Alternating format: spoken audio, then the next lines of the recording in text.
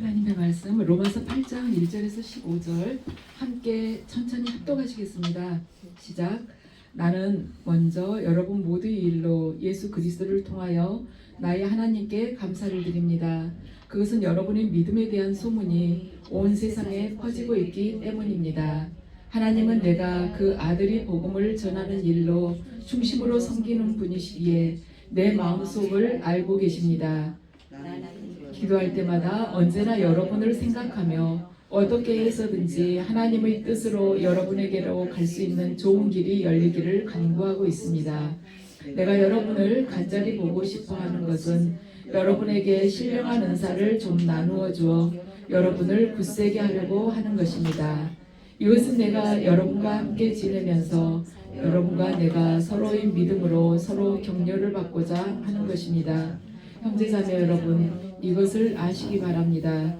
나는 여러분에게 가려고 여러 번 마음을 먹었으나 지금까지 길이 막혀서 뜻을 이루지 못하였습니다. 나는 다른 이방 사람들 가운데서도 열매를 거둔 것과 같이 여러분 가운데서도 그것을 좀 거두려고 했던 것입니다. 나는 그리스 사람에게나 미개한 사람에게나 지혜가 있는 사람에게나 어리석은 사람에게나 다 빚을 진 사람입니다. 그러므로 나의 간절한 소원은 로마에 있는 여러분에게도 복음을 전하는 일입니다. 아멘. 감사 넘친 주일입니다. 우리 찬양을 같이 서서 하니까 참 훨씬 더 여러분들 더 좋죠. 예수님께서는 십자가에 못 박혀서 돌아가셨는데 그분은 십자가에 못 박혀서 돌아가셨는데 우리는 앉아서 찬양을 부른다는 것이 참 우리가 그동안 잘못 생각해왔던 것 같습니다. 그래서 많이 아프신 분 제외하고는 이제는 찬양을 일어서서 함께 주님 앞에 올리시면 좋겠습니다. 이 시간에는 복음에 빚진 사람이라는 제목으로 말씀을 전하겠습니다. 로마 교회는 처음에는요 예루살렘에 갔다가 복음을 들은 유대인들이나 아니면은 개종자들 중심으로 복음이 계속 증거가 되었습니다. 그러다 보니까 그 말씀 자체가 유대교의 그 한계를 벗어나기가 참 어려웠었어요. 그런데 유대인들이 이제 로마에서 추방을 당하게 됐어요. 추방을 당하고 추방된 후에는 헬라어로 된 구약 성경을 가지고 전하는 헬라 지식인들이 있었던 걸로 추정을 하고 있습니다. 그렇지만 이들은 아직 바울이 그 강력한 복음에 대해서는 듣지를 못했어요. 바울이 그 능력 선교를 로마에 있는 성도들이 듣지 못한 것입니다.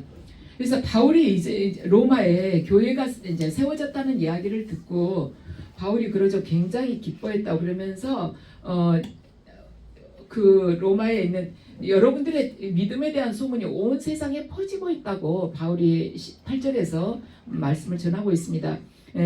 뭐 온 세상까지 다 알았겠습니까? 그렇지만 그 영적인 기쁨을 이렇게 또 더 표현을 했겠죠. 그래서 바울이 지금 이 로마서를 통해서 당시 세계의 중심부였던 요즘 같으면 미국의 워싱턴 같은 그런 곳이죠. 세계의 중심부였던 로마에 복음을 전하겠다는 그 도전장을 지금 보내고 있는 것입니다. 그래서 이제는 바울이 로마의 불신앙과 예수 그리스도의 그 복음과 이렇게 서로 붙어보겠다는 것이에요. 이것을 바울은 빚을 갚는 자의 겸손한 태도로 로마 교인들이 도움을 통해서 이루고 싶다고 이야기를 합니다. 참 이 표현을 우리가 이렇게 묵상을 해볼 필요가 있어요. 바울이 강력한 예수 그리스도의 그 복음을 가지고 로마의 그 불신앙에 대항해서 도전을 하겠다고 하겠는데 그 불신앙을 깨뜨리겠다. 그리고 복음을 전파하겠다. 이런 아주 강한 그냥 터져버릴 것 같은 이러한 말하자면 열정을 가지고 복음에 대한 사모한 이 마음을 가지고 생명에 대한 사랑을 가지고 바울이 나아가면서도 뭐라고 이야기를 하냐면 빚을 갚는 자, 자기가 빚졌다는 거예요. 빚을 갚는 자라는 이 겸손한 표현을 한다는 것입니다.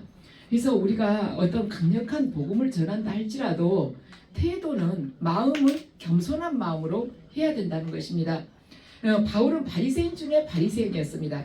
그리고 그가 다메섹 도상에서 예수님을 만나기 전에도 이미 그는 성경에 대해서 통달한 사람이었습니다. 그랬던 그가 예수님을 만나고 성령 세례를 받고 나서 본질적으로 근원적으로 전혀 다른 사람이 된 것입니다. 아주 변화가 된 것이에요. 그 영혼 안에서 개혁이 일어난 것입니다. 육에 속한 사람이었다가 영에 속한 사람으로 그가 바뀌게 된 것입니다. 그러면서 그가 복음을 아주 강력하게 경험한 사람이 된 것입니다. 그래서 사도 바울은 복음이야말로 세상을 근본적으로 바꾸는 것일 뿐만 아니라 우리의 인생을 바꾸는 근본적인 능력과 힘과 권세가 그 안에 있구나. 그걸 사도 바울이 깨달은 것입니다. 우리 인생을 근본적으로 바꾸는 우리 존재를 뒤집는 그 힘과 능력이 어디가 있냐면은 복음 안에 있다는 것을 알게 된 것입니다. 그래서 로마에도 그가 이제 교회가 생겼다는 이야기를 듣고 이제 마음 속에서 막 이 뜨거움이 올라온 것이에요. 나도 옛날에 말하자면 성경에 대해서는 통달을 했지만은 랍비의 제자가 되려면은 모세오경을 다 달달달달 외워야 됐거든요. 그래야만이 랍비의 제자로 들어갈 수가 있었습니다. 그 정도로 사도 바울이 성경에 대해서는 통달을 했지만 예수님에 대해서는 자기가 알지 못했기 때문에 성령 안에서 제대로 거듭나지 않았기 때문에 예수님을 믿는 자들을 핍박하러 추적을 하고 다녔던 것이에요. 추격을 했었습니다. 그걸 생각을 하면서 믿으려면 제대로 믿어야 되는데 그 교회가 제대로 복음 위에서 서야 되는데 이런 마음이 들었던 것이에요. 그래서 로마에 있는 성도들에게 예수 그리스도의 그 복음의 능력을 제대로 전해주고 싶었던 것입니다. 그래서 이 편지를 보낸 것이에요. 이 시대에도 사도 바울이 온다면은 사도 바울이 만약에 이 세상에 온다면 믿으려면 제대로 믿어야 되는데 지금 이 시대의 교회와 성도들을 보니까 믿는다고 하지만은 믿지 않는 사람들하고 전혀 구별이 되지가 않구나. 내가 어느 교회에 가서 성령의 능력을 나누어 줘야 될 텐데 신령한 은사를 나누어 주고 싶다. 이런 생각을 하지 않겠습니까? 나가보면은 믿는 사람이나 믿지 않는 사람이나 직장에 가서도 믿는 사람이나 믿지 않는 사람들이나 별로 차이가 없이 사는 것을 보고 구별되지 않는 삶을 보고 사도 바울이 그런 마음을 품지 않을까 생각해 봅니다. 자, 9절에서 12절 함께 다시 읽으시겠습니다. 하나님은 내가 그 아들이 복음을 전하는 일로 충심으로 섬기는 분이시기에 내 마음속을 알고 계십니다. 나는 기도할 때마다 언제나 여러분을 생각하며 어떻게 해서든지 하나님의 뜻으로 여러분에게로 갈 수 있는 좋은 길이 열리기를 간구하고 있습니다.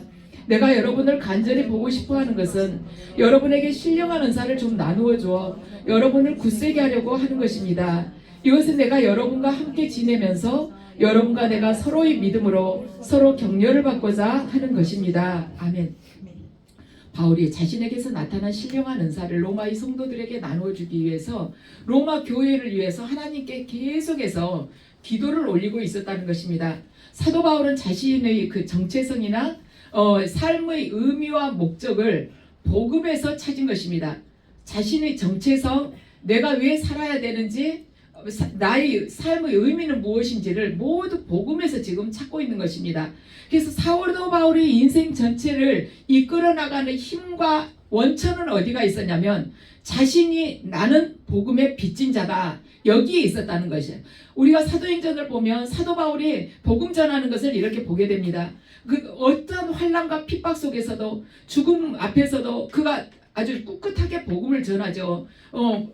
바다에서 배가 말하자면 행로를 잃어가지고 며칠 밤시에 바다에서 헤매고 여기저기 떠밀려 다녀도 수많은 날들을 굶주림과 말하자면 추위에서 떨면서도 그가 그 삶을 계속해서 이어나갈 수 있었던 그 힘과 원천이 어디에서 나온 것이냐면 자신은 복음의 빚진 자라는 그 말하자면 그 마음의 부담에서 거룩한 부담에서 시작이 된 것입니다.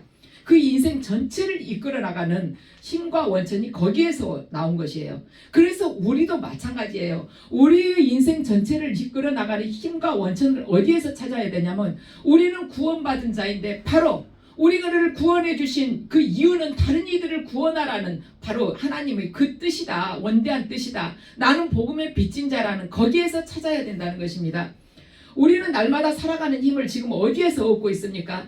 우리가 세상을 살아나가야 할 힘과 이유와 목적을 우리들이 세상에서부터 찾는다면은 우리는 세상 사람과 전혀 다를 바가 없는 것입니다.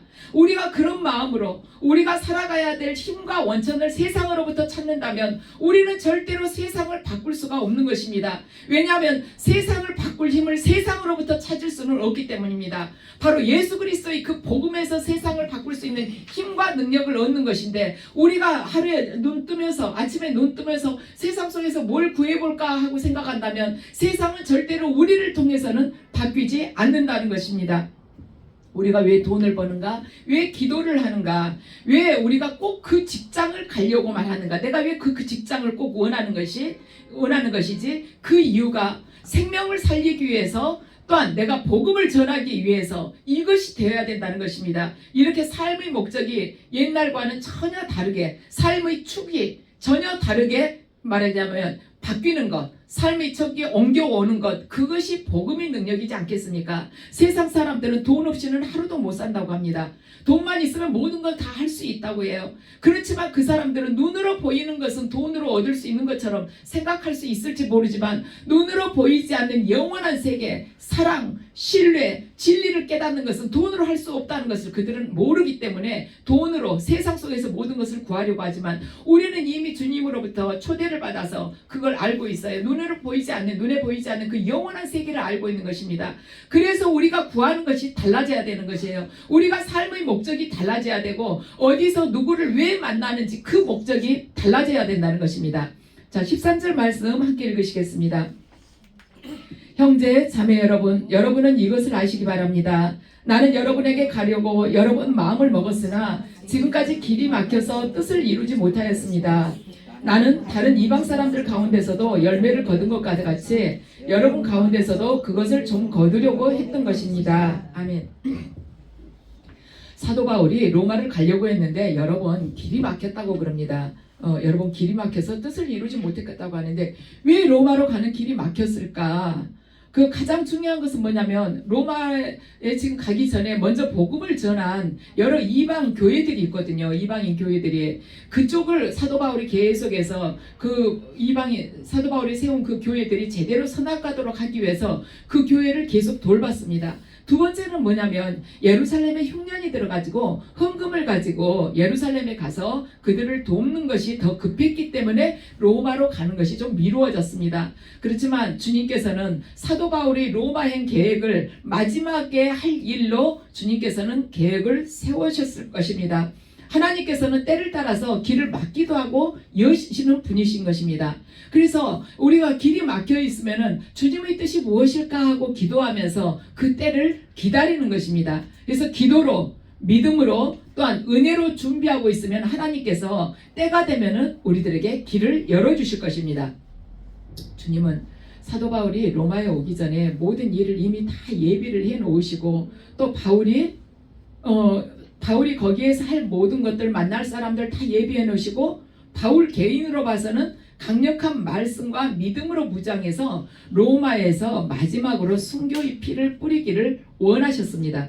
그래서 사도 바울의 입장에서 보면 막 마음이 급하고 빨리 좀 갔으면 이런 생각이 들기 때문에 빨리 로마에 오지 못한 것이 어떻게 한편으로 보면 좀 손해인 것 같지만은 하나님께서는 처음 그가 더 강한 복음의 사자로 준비되기를 원하셨던 것입니다. 그래서 바울이 로마행이 좀 늦어지면서 바울은 오히려 더 강한 복음의 사자로 준비가 되었습니다. 사도 바울이 복음만 해도 처음 보냈던 갈라디아서에 비하면 이 로마서는 훨씬 더 깊고 구체화된 것을 알 수가 있습니다. 갈라디아서하고 로마서하고는 성향이 비슷해요. 기본적인 교리에 대해서, 구원에 대해서 이렇게 언급을 하고 있는데, 거기에 대해서 피력을 하고 있는데, 갈라디아서에 비하면 로마서는 훨씬 더 깊고 강력하고 구체적으로 사도 바울이 말씀을 전하고 있는 것입니다. 그래서 바울이 왜 로마에 있어서는 더 강한 복음의 사자가 되어야 됐는가? 그 이유는 로마를 장악한 이 사탄의 세력이 로마의 그 정치와 연결되어서 사도 바울이 로마로 가는 데 있어서 더 강하게 무장되지 않으면은 그 정치 세력과 연결된 사단의 세력을 무너뜨릴 수가 없어서였기 때문인 것입니다. 그래서 우리 교회도 페루의 사역을 감당하기 위해서는 더 강한 복음의 사자가 되고 또한 기도를 뜨겁게 기도함으로써 성령의 권능을 더 많이 입어야 될 것입니다. 페루에 가보시면 여러분들 느끼시겠지만 여기 정말 우상의 세력들이 강하구나, 그걸 알게 돼요. 그래서 우리가 지금처럼 이렇게 약한 상태로는 가서 오히려 말하자면 그쪽 마귀의 세력들이 공격만 받고 우리가 더 무너져 가지고 올 것이 분명하기 때문에 하나님께서는 지금 페루 사역을 뒤로 미루시면서 우리가 복음 안에서도 더 강하게 복음을 전할 수 있는 자로, 더 능력을 갖춘 자로, 그리고 우리가 또 기도와 말씀을 이렇게 준비하면서 오히려 성령의 권능을 더 크게 입기를 원하시는 것입니다. 그래서 그게 준비가 됐을 때 페루에 가서 전할 수 있도록 이렇게 주님께서 길을 여실 거예요. 자, 14절 15절 말씀 함께 읽으시겠습니다. 나는 그리스 사람에게나 미개한 사람에게나 지혜가 있는 사람에게나 어리석은 사람에게나 다 빚을 진 사람입니다. 그러므로 나의 간절한 소원은 로마에 있는 여러분에게도 복음을 전하는 일입니다. 아멘. 사도 바울이 로마에 가는 것을 결코 자신의 권리라고 표현을 하지 않습니다. 오히려 자기가 로마인들에게 아주 말할 수 없는 빚을 졌기 때문에 빚진 자의 심정으로 간다고 말을 하고 있습니다. 우리 빚이라고 하면은 두 가지 빚이 있죠. 한 가지는 뭐냐면 내가 직접 빌리는 것이에요. 뭐 친구한테 돈을 빌리거나 아니면 금융기관에서 돈을 빌리는 것입니다. 내가 직접 빌려가지고 하는 거. 또 한 가지는 어떠한 빚이 있냐면은 누군가가 전해달라고 나에게 뭐 돈이나 아니면 물건을 나에게 맡긴 경우입니다. 그래서 그 돈이나 뭐 물건을 나에게 맡겼다 하면은 그 누군가에게 내가 전하기 전까지는 나는 빚진 자라는 것이죠. 누군가에게 나에게 지금 내가 누구를 만나러 간다는데 이 책 좀 그 사람 전해주세요 하면 그 책을 전하기 전까지는 나는 빚진 자라는 것입니다. 그런데 사도 바울은 자기가 복음의 빚진 자라는 그런 말하자면 이야기를 하고 있는 것입니다. 복음의 빚진 자란 바로 그런 자예요. 내가 누군가에게 전하기 전까지는 그 빚을 갚지 못한 것입니다. 내가 빚진 자가 되어 있는 것이에요.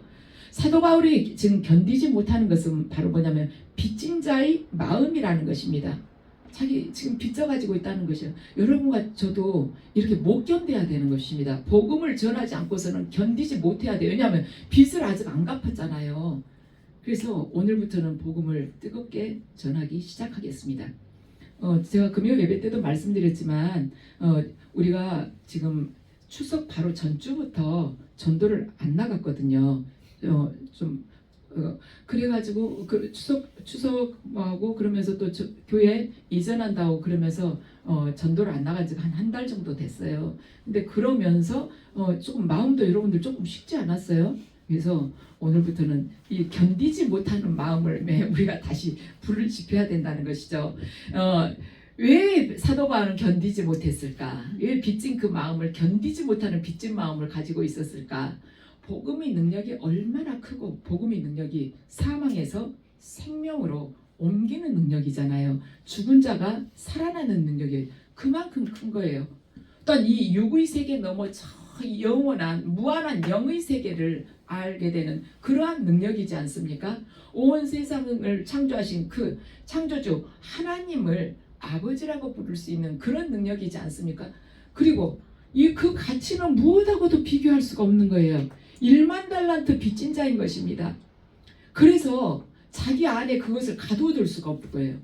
그 능력이 너무나도 크니까 이 사도 바울 자신 안에는 그 큰 능력을 여기다 가둬놓을 수가 없는 것입니다. 그리고 그 가치가 무한하기 때문에 여기 안에 이 작은 피조물 안에는 가둬놓을 수 없기 때문에 자기가 견디지 못한 거예요. 그 빚진 마음을. 복음을 왜 전하지 않는가? 그 가치를 모르기 때문인 것이죠.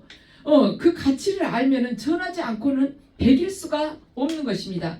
내 안에 있는 이 복음이 죽은 자를 살리는 그러한 능력을 가지고 있다면은 영적으로 죽은 자들 살리기 위해서 우리가 뛰어나가지 않을 수가 없는 거예요. 지금 이 순간에도 죽어가고 있다고 생각하면은 정말 맨발로도 뛰어가고 싶은 그런 마음이 들지 않겠어요? 그래서 우리가 그 가치를 깊이 깨닫지 못하기 때문에 그냥 안일하게 있는 것입니다.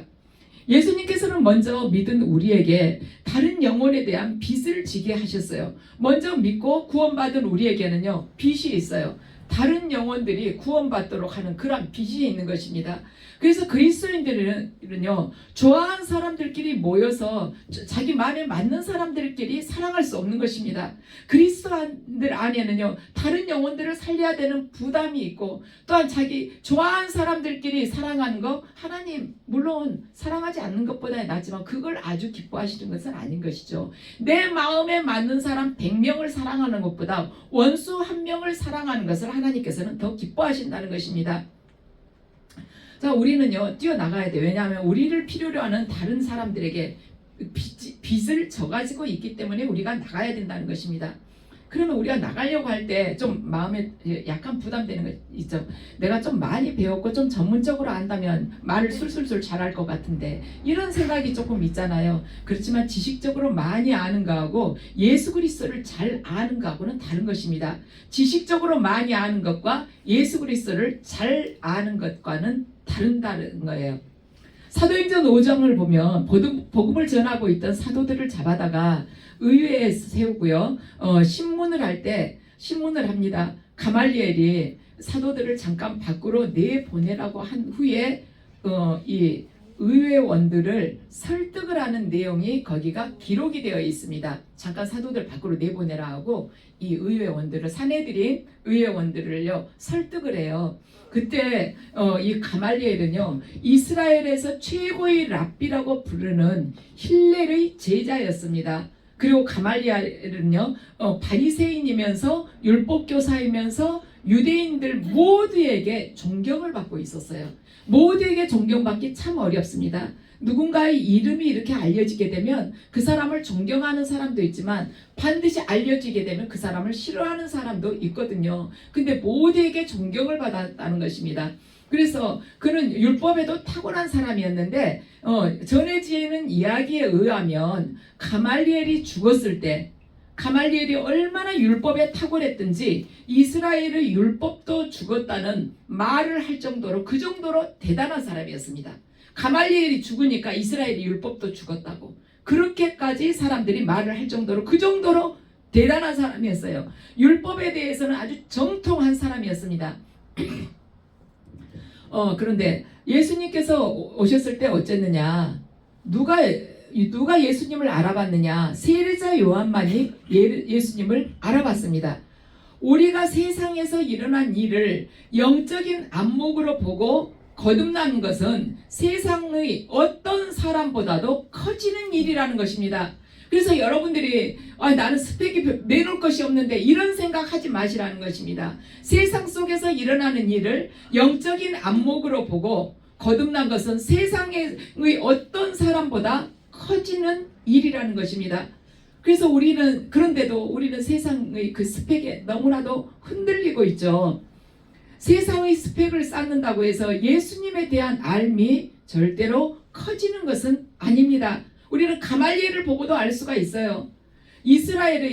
말하자면 이스라엘의 율법도 같이 죽었다고 이렇게 말할 정도의 사람인데, 예수님에 대해서 그가 도대체 어떻게 이야기를 했습니까? 가말리엘이 가지고 있던 예수님에 대한 인식은 예수님을 선동자 드다나 갈릴리 반란자 유다 정도로나 생각을 했다는 것입니다. 가말리엘이 예수님에 대해서 어떻게 이야기를 하고 있는가, 잠깐 전하겠습니다. 사도행전 5장 36절 37절 말씀입니다. 이스라엘 동포 여러분은 이 사람을 어떻게 다룰지 조심하시오. 가말리엘이 이야기를 하고 있어요. 의회원들에게. 이전에 드다가 일어나서 자기를 위대한 인물이라고 선전하니 약 400명이나 되는 사람들이 그를 따랐어. 그러나 그가 죽임을 당하니 그를 따르던 사람들은 모두 다 흩어져 없어지고 말았어. 그 뒤에 인구조사를 할 때 갈릴리 사람 유다가 일어나 백성을 꿰어서 자기를 뒤따라 반란을 일으키게 한 일이 있어. 그가 죽으니 그를 따르던 사람들도 다 흩어지고 말았어. 그래서 지금 내가 여러분에게 말씀드리는 바는 이것이요. 이 사람들에게서 손을 떼고 그들을 그대로 내버려 두시오. 이 사람들이 이 계획과 활동이 사람에게서 난 것이면 망할 것이요. 하나님께로부터 난 것이면 여러분은 그것을 없애버릴 수 없소. 도리어 여러분이 하나님을 대적하는 자가 될까봐 두렵소. 이렇게 한 것입니다. 그래서 지금 이 가말리엘은요, 예수님을 하나님의 독생자로 생각하시고 하고 메시아로 생각하는 것이 아니라 드다나 아니면은 갈릴리의 그 유다 정도로 지금 생각을 하고 있다는 것입니다. 가만 내버려 두라는 것이에요. 사람이 하는 일이라면 망하고 하나님께서 난 것이면 여러분들이 만졌다가 죄 지으니까 그냥 가만 내버려 두라는 것입니다. 그 정도로 말하자면 가말리엘이 생각했다는 것입니다. 여러분들, 가말리엘이 이스라엘의 율법 죽었을 때 이스라엘 율법도 죽었다고 할 정도인데, 근데 가말리엘에게 있어서 말하자면 예수님과의 그 만남, 거듭남이 없었기 때문에 그가 이렇게 표현을 한 것입니다. 그래서 세상적인 스펙을 많이 쌓은다고 해서 예수님에 대한 알매의 그 지식이 커지지 않는다는 것입니다. 무슨 일이 일어나야 되는가? 성령 세례를 받아야 하고 능력으로 충만해야 되는 것입니다. 우리가 말씀을 묵상하고 말씀과 기도를 통해서 또한 성령 충만해야지 그것이 예수님에 대해서 점점 더 알아가는 것입니다. 그래서 저와 여러분이 육신의 나를 보지 말고 나를 통해 일하실 하나님을 바라보면서 담대하게 예수 그리스도를 전하자는 것입니다. 그러면 내가 스펙 때문에 조금 이렇게 마음에 걸렸을 때는 이 가말리엘을 가만히 생각하면 그것 가지고 내가 말하자면 내 마음에 부담을 가질 필요는 없구나, 이런 생각이 드는데, 또 그와 좀 상반된 경우가 있어요. 요한복음 4장을 보면 사마리아 여인이 우물가에서 예수님을 만납니다. 지금 이 시대의 통념으로 보자면은 사마리아 여인이 우물가에서 예수님을 만났다면 만나고 예수님으로부터 예수님께서 처음으로 예배에 대해서 말씀하시죠. 그러한 것들을 많은 이렇게 영적인 말씀을 들었다면은 그가 자기만의 그 묵상을 시간을 가지면서 좀 기도를 할 필요가 있었을 거예요. 요즘 생각으로 하자면. 그리고 제자 훈련도 좀 받고 봉사하는 과정을 거쳐야만이 복음을 전할 수 있다고, 제자 훈련도 좀 받고 그래야지 복음을 전할 수 있다고 생각하는데, 우리가 성경을 보면은요, 자기가 아는 만큼, 자기가 믿는 만큼, 자기가 경험한 만큼만 전하면 되구나, 이것을 우리가 성경을 통해서 알게 되는 것입니다. 빌립도 제자 훈련을 받았다거나 아니면 사형리에 대해서 도통했다거나 아니면 신학교를 다녔다거나 그런 거 아니에요. 자기가 아는 만큼, 믿는 만큼, 경험한 만큼 빌립도 복음을 전했습니다. 누구나 자기의 경험치에서 전해질 수 있는 사람을 하나님께서 준비하고 계시는 것입니다. 그래서 우리가 믿는 만큼, 아는 만큼, 경험한 만큼만 예수 그리스도에 대해서 전하면 돼요. 근데 여러분들은 다 전하시고도 남습니다. 저는 모릅니다. 할 수가 없어요. 지금 몇 년을 봐왔지 않습니까? 다 너무나도 많은 것을 여러분들은 가지고 계세요. 근데 그걸 지금 다 열어놓지를 않으셨다는 것이죠. 사마리아 사람들은 예수님에 대해서 전혀 몰랐습니다. 그러므로 사마리아 사람들에게 가장 적합한 사람은 누구냐면 이 여인이 가장 적합한 전도자인 것이에요. 어떤 유대인이 가도, 랍비가 가도요, 사마리아 사람들이 그 랍비의 말을 듣고 믿지는 않을 것입니다.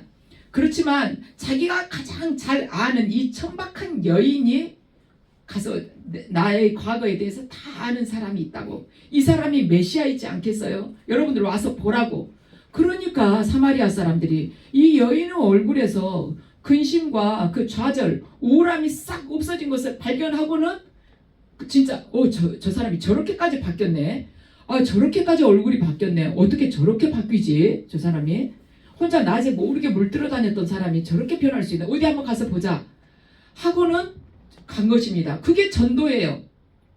이 사마리아 여인은 자기 경험 이상의 그 이상의 말은 한마디도 하지도 않았습니다.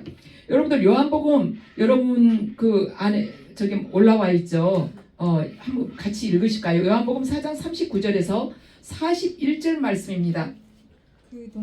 그 동네에서 많은 사마리아 사람이 예수를 믿게 되었다. 그것은 그 여자가 자기가 한 일을 예수께서 다 알아맞히셨다고 증언하였기 때문이다.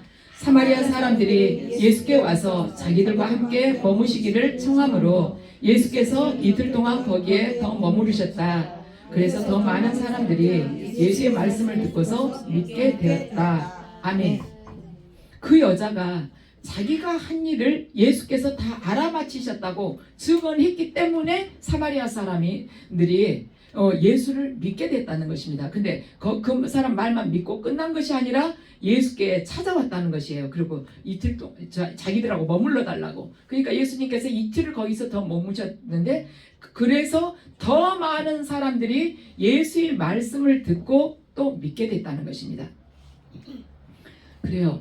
우리가 내가 하는 만큼 전도를 하는 것입니다. 내가 아는 만큼, 믿는 만큼, 경험한 만큼 전도를 해요. 그리고 그 이상의 단계는 그분을 교회로 인도하면, 가까운 교회나 아무튼 바르게 제대로 서 있는 교회들로 인도를 하게 되면 그분들이 또 거기 가서 예배를 드리면서 주 예수 그리스도에 대해서 더 알게 되고 그들이 더 말하자면 거기서 잘 양육이 된다는 것입니다. 그러면 우리가 또 한 가지 마음에 걸린 게 있어요. 내가 전도를 하고는 싶지만 내 모습이 예수님처럼 변하지 않아가지고 입이 안 떨어진다고. 당신 예수 믿는다면서 그 정도예요? 꼭 이럴 것만 같다는 것이에요. 그거 좀 약간 마음에 걸리죠. 내 사는 모습이 예수님처럼 그렇게 돼야 되는데 그러면 말로 전도하는 것은 좀 어려운 것일까? 내가 변화되고 나서 그럼 전도를 해야 되는데 어느 정도까지 변화돼야지 전도를 할 수가 있을까? 지금 이 상태로는 도저히 못하겠다. 이런 마음이 들 때가 있습니다. 나의 이런 부분들, 어제도 넘어졌는데 오늘 또 그 부분에서 또 넘어져. 나 정말 하기가 곤란하다. 이런 생각이 들 수 있어요. 그런데 지금 전도하지 않는 사람은 나중에도 전도 잘 못합니다. 언제까지 예수님 분량까지 커지겠습니까? 전도는 어디서나 가능하다는 것입니다. 전도란 그 사람이 나에 대해서 당신 안 바뀌었지 않냐고 이렇게 생각할 수 있지만 내 삶의 태도는 많이 바뀌었다. 그렇지만 나의 과거의 육적인 것이 아직도 정리가 덜 됐기 때문에 이러는 것이지, 나의 생각, 나의 관점, 나의 목표는 바뀌었다고 이렇게 이야기를 하면서 전하면 되는 것입니다. 그래서 내 삶의 기준이 이제 비효율적으로 바뀌었어요. 옛날에는 나에게 무슨 유익이 있을까, 도움이 있을까 하는 사람에게 내가 말하자면 식사라도 한번 대접하고 만나고 시간을 냈지만 지금은 그렇지 않아요. 내가 그 사람을 만남으로 인해서 내 개인적으로는 어떤 유익이 없다 할지라도 그 사람에게 도움이 된다면 제가 기꺼이 시간을 내고 제가 기꺼이 식사라도 대접을 할 수가 있어요. 이렇게 바뀌었습니다. 나의 세세한 것은 아직 안 바뀌었어도 내가 그 사람을 이제는 이용을 하려고 하지 않습니다. 옛날에는 제가 사람을 만나도 나에게 어떤 유익이 될까 생각했지만 지금은 그 사람에게 어떤 유익을 내가 드릴 수가 있을까? 그 사람에게 어떻게 예수를 전할까? 이렇게 생각하는 관점이 바뀌었다는 것입니다. 그리고 나에게 있어서 내가 정말 한 시간도 정말 나는 쪼개서 쓰는 사람이지만 그 시간 아까워하지 않고 그 사람이 원하는 시간에 내가 함께 있어주기를 원합니다. 그 사람과 시간을 함께 보내기를 원합니다. 그 사람이 아플 때 옆에 앉아서 그냥 손을 잡아주기를 원하는 사람으로 제가 바뀌었습니다. 이것이 바뀐 것입니다. 그래서 예수님께서도 또한 그래요. 우리와 함께 있어 주시기 위해서 이 땅에 오신 것입니다. 특별한 것을 보여주려고 그런 것이 아니에요. 함께 있어 주시고 예수님 그러잖아요. 와서 보라고 그러잖아요. 세례자 요한의 제자들이 주여 어디를 가시냐고 그러니까 너희들 나에게서 무엇을 구하냐고 그러잖아요. 사실은 무엇을 구하고 있었죠. 그들이 주님이 정확하게 정곡을 찌른 말씀이죠. 그러면서 와서 보라 그렇게 이야기를 같이 함께 있자는 거예요. 예수님도 우리와 함께 있기 위해서 이 땅에 오셨고 강도 만난 자와 함께 있기 위해서 그분이 이 땅에 오셨습니다. 죄인과 함께 있기 위해서 오신 것입니다. 크리스천이 꼭 성경을 들고 사역일을 가지고 하는 전도도 좋은 전도지만 이 강팍한 세상 속에서 마음이 열리도록 하는 것이 또한 전도의 첫걸음이지 않겠습니까? 그 사람이 마음을 열도록 우리가 주님께 기도를 해야 돼요. 저 사람이 어떤 부분에 있어서 만져주기를 원하는지, 어떤 부분을 가지고 화제를 꺼내기를 원하는지, 그걸 우리가 계속 성령님께 기도하면서 나아갈 때 주님께서 또 그 사람의 마음을 또한 우리에게 이렇게 포개어서 알려주실 것입니다. 그렇게 할 때 상대방이 이 사람은 나를 이용해 먹으려고 하지 않구나, 나에게 덕보려고 하는 것이 아니구나, 하고 마음을 열 때 복음이 전해지는 것입니다. 그런데 교회에서는 대체적으로 그냥 자기한테, 자기 교회나 자신한테 득될 사람한테 복음을 전하려고 하니까 사람들이 그냥 가까이 가면 말도 꺼내기 전부터 피하는 경향이 있는데, 크리스천의 전도는 예수님을 그냥 소개를 하는 거예요. 그 사람한테 예수님에 대해서. 그리고 복잡한 마음을 가진 사람, 지금 아주 최고로 많이 아파가지고 어쩔 줄 모르는 사람, 아니면 걱정이 여러 가지 문제로 있어가지고 걱정이 가득한 사람한테 가서 자세하게 이야기를 하면 짜증이 나는, 우리도 안 그래요? 여러 가지로 마음이 뒤죽박죽 돼가지고 그냥 아무도 없는 데 가서 혼자 있고 싶은데 와가지고 막 펴들고 그러면서 막 조목조목 이야기하면은 너나 잘하라고 화가 확 나잖아요. 그럴 때는 짧게 한두 마디만 딱 던지고 오는 거예요. 그러면은 그 사람이 그 말에 대해서 가만히 생각을 해보는 거예요. 그런다 해서 너무 신학적인 이야기를 한두 마디 던지면 생각 안 할 수 있으니까 그 사람하고 조금 관심을 가질 수 있는 한두 마디만 부드럽게 던지고 그냥 오는 것입니다. 그럼 거기다가 성령님께서 역사하신다는 것이죠. 그러면 저하고 여러분은 누구에게 빚진 사람인가? 모든 사람들이, 저와 여러분이 채권자들입니다. 다 우리가 빚진 사람들이에요. 모든 사람들. 그런데 특히 성령께서 우리 마음에 부담을 주신 대림동 지역 사람들, 페루인들이 사실 우리 페루인들에게 우리가 특별히 더 많은 빚을 졌죠. 그래서 오늘부터 가까운 대림동 지역의 전도에 박차를 가하고 페루의 영혼들을 위해서 더 뜨겁게 기도를 하자는 것입니다. 기도가 쌓여야지 가서 할 때 확 하나님께서 문을 확 열으시죠. 그래서 교회는 바른 말씀이 증거가 되면 성령의 능력이 나타나게 되어 있고, 이것이 세상에 빛을 비추면 사탄의 나라는 반드시 흔들리고 무너지게 되어 있는 것입니다.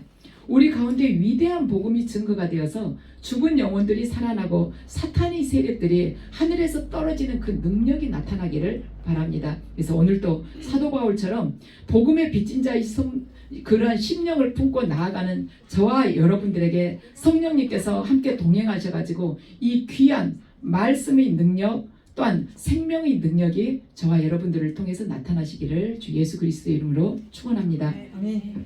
우리 함께